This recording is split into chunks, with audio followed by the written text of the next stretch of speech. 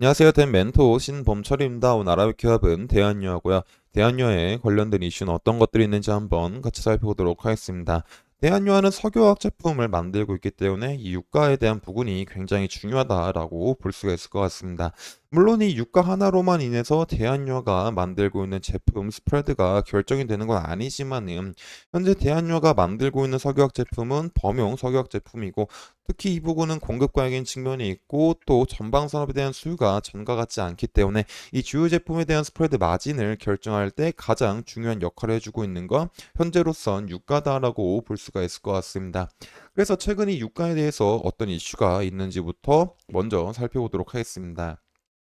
일단 이 유가 같은 경우는 지난 3일 기준으로 해가지고 미국 요 사업 거래소에서 5월물 서부 텍사스산 원유는 전날보다 0.32% 증가한 배럴당 85.43달러에 거래를 마쳤고 런던 선물거래소의 5월물 브렌트유는 전날보다 0.48% 상승해서 배럴당 89.35달러의 장을 마감했다라는 겁니다. 근데 이 유가가 상승하기 전에 어떤 이슈가 있었냐면은 미국 에너지정보청인 EIA에서 3월 25일부터 29일 주간에 이 원유에 대한 재고가 전주 대비 321만 배럴 증가했기 때문에 유가가 큰 폭으로 상승하지 않을 거다. 그래서 실제로 이 시즌에는 유가가 소폭 하락한 모습을 보여줬다라는 거죠. 하지만 이 원유 재고에도 불구하고 결국에 중동 지역에 대한 지정학적 리스크와 오펙 플러스 회의를 통해서 감산 기조가 제약선이 되다 보니까는 다시 한번 유가가 상승하고 있다라는 겁니다. 결국에 이 유가가 지속적으로 불안한 모습을 보여주니까 대한유화가 만들고 있는 주 제품에 대한 스프레드도 큰 폭으로 상승하고 있는 상황은 아니다라고 보면 될 것 같습니다. 그래서 이 옆에 표를 보게 된다면은 이 대한유화가 주력적으로 만들고 있는 이 HDP와 폴리프로필렌에 대한 가격이 3월 11일보다 약 20달러 정도 하락을 했고 이 폴리프로필렌 같은 경우는 약 10달러 정도가 하락한 모습을 보여주고 있다라는 거죠. 하지만 이 HDP와 폴리프로필렌과 다르게 이 뷰타디엔에 대한 부분은 이제 3월 11일 날보다는 약 10달러 정도 줄었긴 했지만은 24년도 1월 달과 비교했을 때는 굉장히 큰 폭으로 상승해주고 있는 모습을 보여주고 있다라는 겁니다. 그럼 왜 뷰타디엔만은 다른 석유화학 제품과 다르게 가격이 상승하고 있을까라고 보게 된다면은 일단 이거와 관련된 기사를 한번 살펴보도록 하겠습니다. 이제 기사를 보게 된다면은 나프타 대안으로 LPG 값도 급등했다. 석화업계 한숨이다라는 건데 이 기사 내용을 보게 된다면은 뭐 결국 LPG는 이 우크라이나 사태로 국제유가가 급등하면서 주 제품 가격이 한 달 새 20% 가까이 급등했다라는 건데 이게 중요한 건 아니고 이 밑에 내용을 봤었을 때 롯데케미칼과 LG와 하나톨탈 등 LPG를 나프타 대체제로 사용하는 국내 석화업계는 이윤이 줄지만 어쩔 수 없는 입장이다라는 겁니다. 결국에 최근에는 이제 지속적으로 유가가 상승하고 있기 때문에 납사 대신해서 저렴한 LPG를 투입해서 석유화학 제품을 만들고 있다라고 보시면 될 것 같습니다. 근데 이 납사 대신 LPG를 투입해서 만든 거랑 이 뷰타디엔과 무슨 관계냐라고 보게 된다면은 보통 이제 뷰타디엔 같은 경우는 NCC에서 주로 생산을 하게 되는데 이 NCC 대신 LPG를 투입하게 된다면은 이 NCC에서 생산될 수 있는 뷰타디엔 양보다 굉장히 줄어들게 된다라는 겁니다. 결국 이 LPG로 대체하게 되면서 이 뷰타디엔에 대한 생산량이 굉장히 감소했다라는 거죠. 근데 이 뷰타딘에 대한 생산량 감소했는데 최근 이 타이어 코드에 대한 업황이 개선이 되게 되면서 이 타이어에 대한 수요가 굉장히 증가하고 있는 상황이다라는 겁니다. 근데 이 타이어 수요가 증가하고 있는 상황에서 이 원재료인 뷰타딘에는 이제 생산량이 감소하다 보니까는 이 자연스럽게 뷰타딘의 가격은 증가하고 있다라고 보시면 될 것 같습니다. 그래서 이 뷰타딘의 그냥 가격이 증가하게 되면서 이 뷰타딘에 대한 마진도 소폭 상승하고 있다라고 보시면 될 것 같습니다.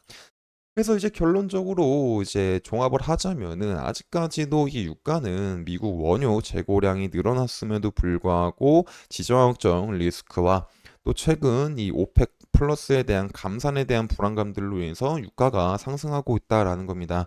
결국 이 유가 상승으로 인해 가지고 이 범용 제품에 대한 스프레드 개선은 아직까지도 되지 않았기 때문에 대한유화는 이제 HDP와 PP로서 생각보다 많은 매출은 못 올릴 수가 있다라는 겁니다. 하지만 반대로 이 뷰타디엔 같은 경우는 최근 이 나프타보다 이제 LPG로 대체하게 되면서 이 뷰타디엔에 대한 생산량이 굉장히 감소를 하고 있는 상황이기 때문에 이 뷰타디엔의 가격은 지속적으로 증가하게 되면서 굉장히 마진적인 측면도 증가하고 있다. 그래서 대한유화는 이 범용화학 제품에 대한 매출보다는 이 뷰타디엔에 대한 업황으로 인해서 이제 1분기 매출을 기대해 볼 수가 있는 상황이다라는 거죠.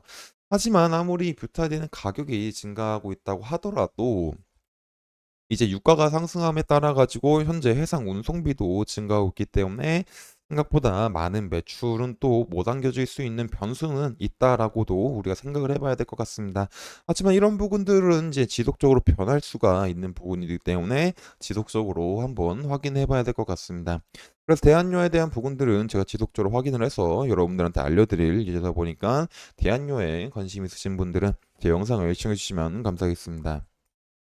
대한요에 대한 주가를 한번 같이 살펴보도록 하겠습니다. 대한요는 이제 가격이 큰 폭으로 하락을 했다가 이 12만 원 부에서 다시 반등이 왔지만은 이제 15만 원에서 다시 눌림이 왔고 13만 원 부근에서 다시 반등이 오고 있는 상황이다라는 겁니다.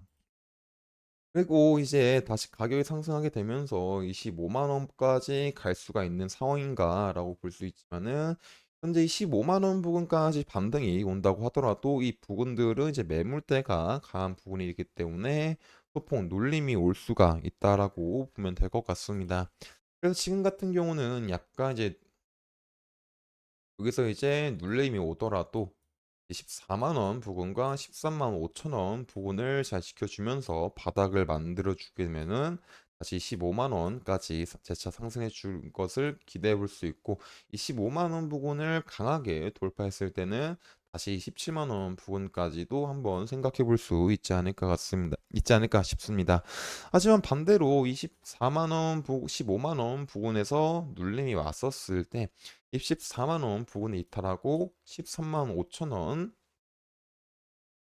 부근을 이탈한 다음에 최종적으로 23만 원 부근에 이탈하게 된다면 어느 정도 하방에 대한 리스크는 조금 감수를 하셔야 되지 않을까 싶습니다.